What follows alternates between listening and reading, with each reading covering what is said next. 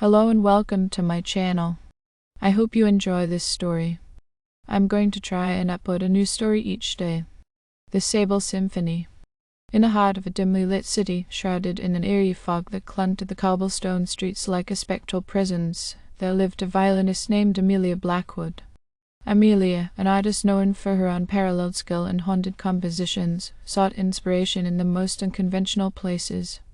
One fateful day, while wandering through the cramped corridors of an antique shop nestled between dilapidated buildings, she stumbled upon an ancient violin tucked away in the corner, almost as if it were hiding from the world. The instrument, carved from the gnarled wood of a cursed tree, had an otherworldly allure.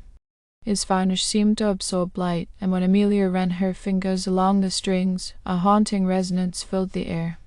The shopkeeper, an elderly man with sunken eyes and a hushed voice, warned her of the violin's dark history. Legend spoke of a cursed tree that bore the souls of tormented musicians, forever imprisoned within the very wood of the instrument she now cradled. Unable to resist the seductive call of the violin, Amelia purchased the instrument and retreated to her small apartment.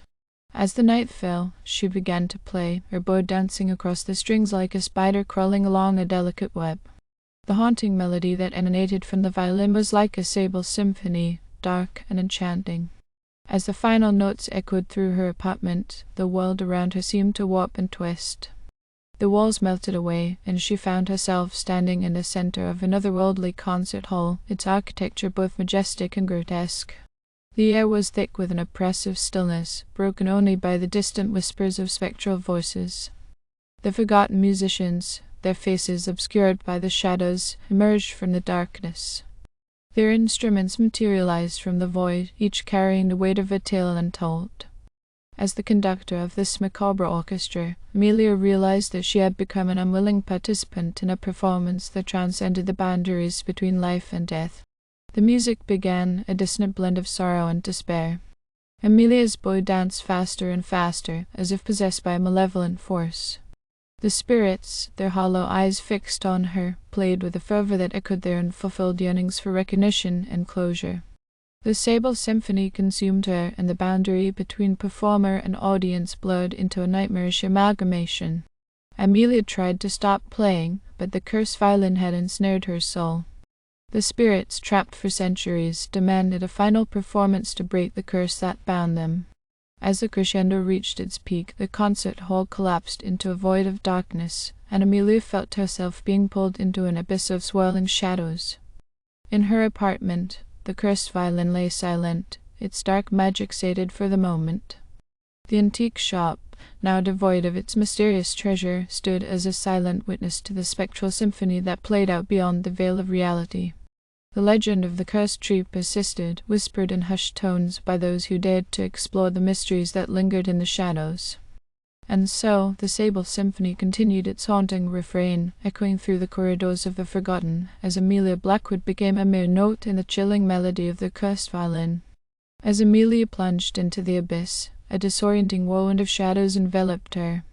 She felt as though she was suspended in an eternal void, disconnected from time and space.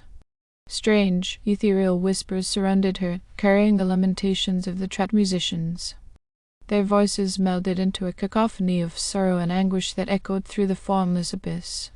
Suddenly, the darkness began to recede, revealing a surreal landscape that defied comprehension.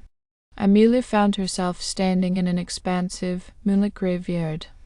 Tombstones, weathered and twisted, stretched into the distance like a haunting forest of the forgotten. The air was thick with an otherworldly mist, and the distant sound of the Sable Symphony lingered, now echoing with an unsettling intensity. Amelia hesitated, her senses overwhelmed by the haunting atmosphere. As she cautiously navigated the graveyard, spectral figures materialized among the tombstones. These were the musicians from the cursed tree, their translucent forms flickering with an eerie light.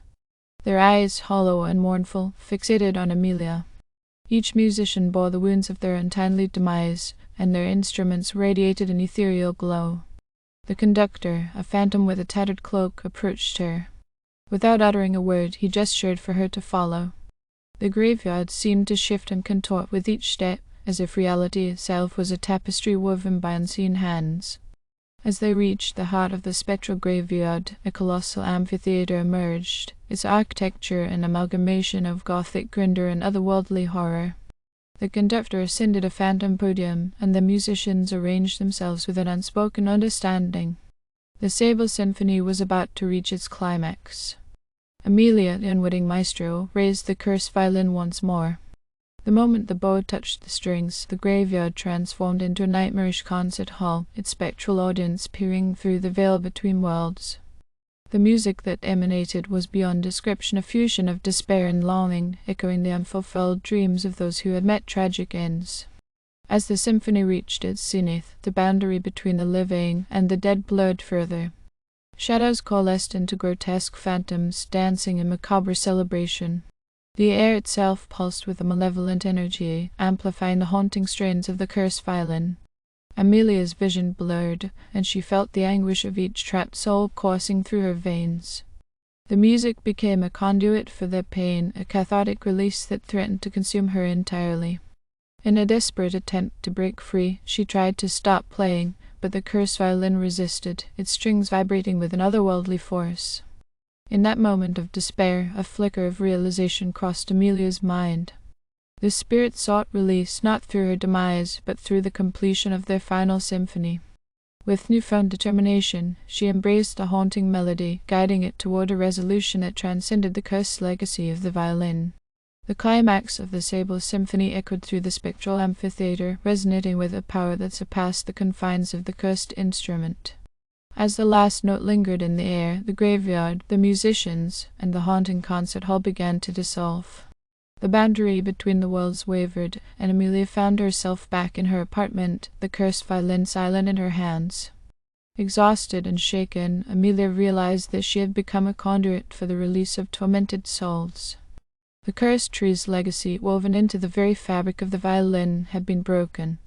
As dawn approached, the fog outside her window lifted, and the city seemed to breathe a sigh of relief. The antique shop, now devoid of its ominous treasure, stood as a testament to the transient nature of the supernatural.